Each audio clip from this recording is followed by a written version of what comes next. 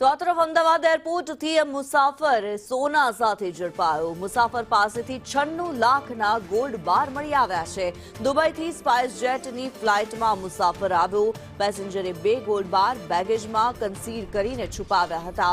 અન્ય ગોલ્ડ અંડરવેરની અંદર છુપાવ્યાનું સામે આવ્યું છે। કસ્ટમ વિભાગે વધુ કાર્યવાહી હાથ ધરી। જિગ્નેશ પટેલ વધુ વિગતો જણાવી રહ્યા છે। જી જિગ્નેશ, વાત કરવામાં આવે કિન્નરી તો જે એરપોર્ટ પર મુસાફરની ધરપકડ કરવામાં આવી છે। દુબઈથી તે સ્પાઇસ જેટની ફ્લાઇટમાં અમદાવાદ આવી રહ્યો હતો અને અમદાવાદ એરપોર્ટ પર તેની પાસેથી 96 લાખનું જે સોનું છે તે મળી આવ્યું છે। પેસેન્જરે 2 અલગ અલગ રીતે જે સોનું છે તે છુપાવ્યું હતું।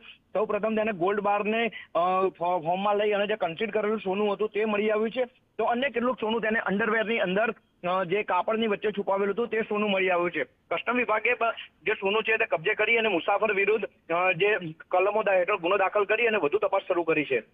જી ધન્યવાદ જિગ્નેશ આ માહિતી માટે।